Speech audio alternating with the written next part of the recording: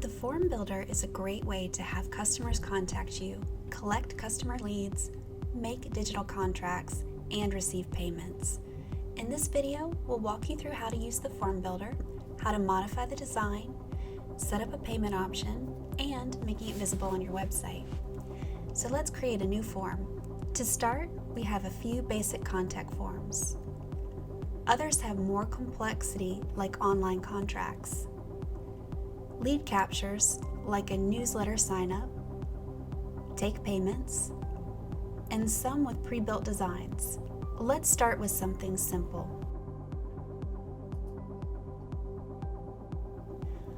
Okay, you'll notice right away that it is similar to the website builder. Everything is drag and drop. You can drag blocks where you like.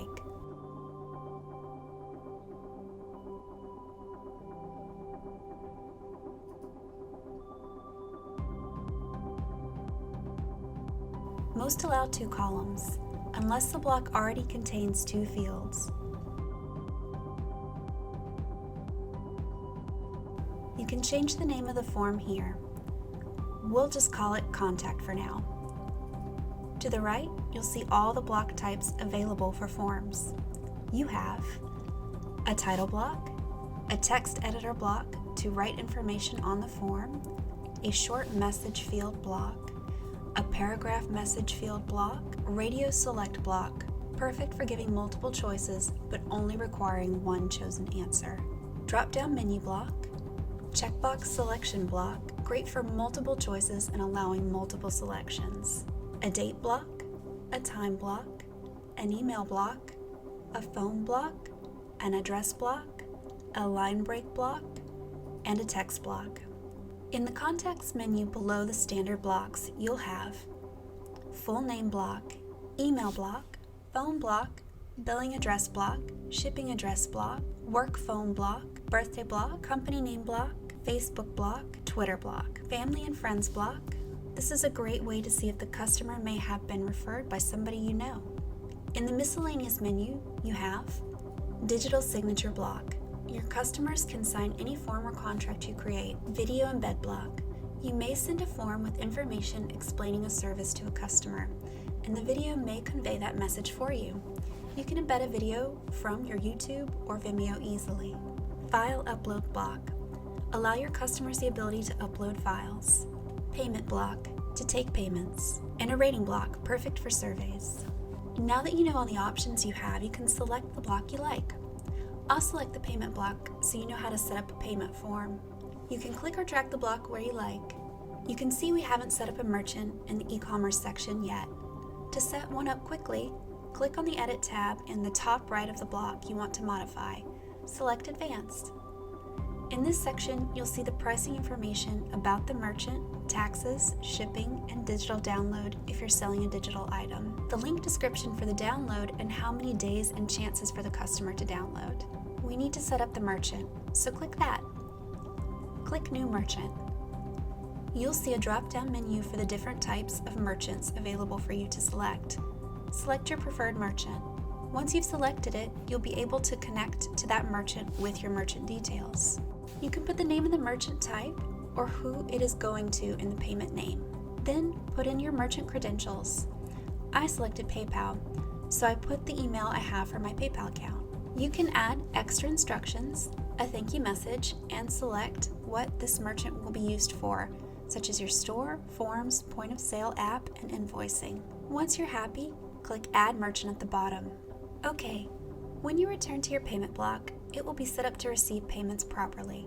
Just place a price in the advanced section of the block. Let's add one more block so you can see how you can create conditional fields. I'll select the checkbox block. You can modify the information, the block, and add more choices as well. You can modify the information, the block, and add more choices as well. For now, I'll just go to the advanced section of the block. You'll see the choices you have. You can delete them, modify them, and add new choices. Let's modify a choice. In this section, you can add fees to a choice and quantities if you have limited amounts of whatever you're selling. In the Conditional Field section, you can make fields on the form remain hidden unless conditions were selected. Such as for this choice, we'll make the payment field remain hidden. Perhaps this choice requires a payment and the others may not. Click Add Field, then Save. Now when someone selects Choice 3, the payment option will reveal itself. Once your form is the way you like it, you can add a tag to the form.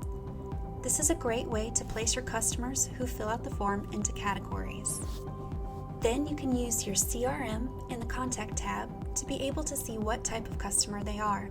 It's a great way to organize your customers and create promotions and contact customers who are tagged specifically. For instance, you can have a holiday promotion that a customer filled out on a holiday form. You can later send a promotion or message to all your customers tagged with holiday. I'll just make this tag Contact Page. That way I know this form will be on our website's contact page. Click Add Tag, then Save. So let's take a look at the form alone. You can see it's minimal in design, but all the options are there that we selected. Even the payment option is hidden. Okay, let's style this. To do that, click the paintbrush, the top right-hand corner. You see all the options you have to style the form, from form width to a single column, form opacity, form field labels. You can select out the field, inside the field, or with an icon. You can select the form and button shape and design. You can add a border. We made a few selections. Let's see how that looks real quick. Refresh and... Okay, I like the border, but let's change the field text placement. Select inside, save, and refresh.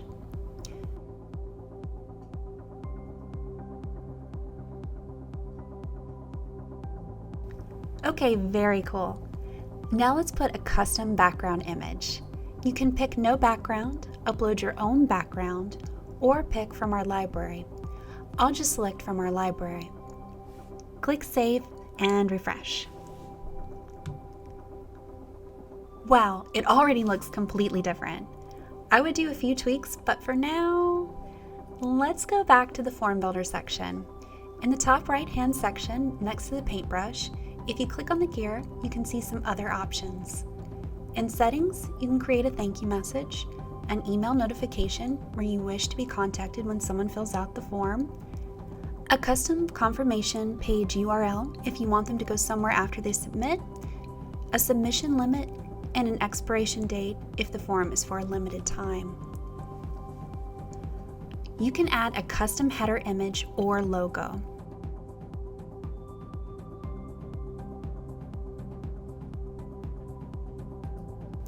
You can add tracking information to a form.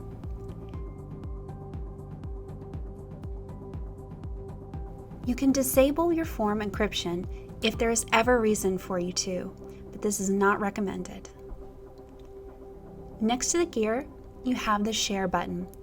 You can embed, email, put in a blog post, or share on social media. Now you can send the form to anyone, or you can add it to your site. Let me show you how to add it to your website. Go to the Builder tab. Let's create a new page. Then select the form block, click to modify. You'll see all the advanced form options in the form library. You can select the form you have created and save. Now let's preview that page. Now you can see the form we built from earlier, but with the website global color settings. You can modify the settings in the advanced section if you like. Let's just make the layout different. You can add a photo if you like. I'll just select something from the image library. Save and refresh. Awesome! I tweak a few things, but this is pretty much ready to capture information. That's it for this walkthrough. You can do tons with the Form Builder. It's one of your most valuable tools you'll be using online. If you have any questions or need help, check out our support hub or give us a call. Our support team is ready to assist you.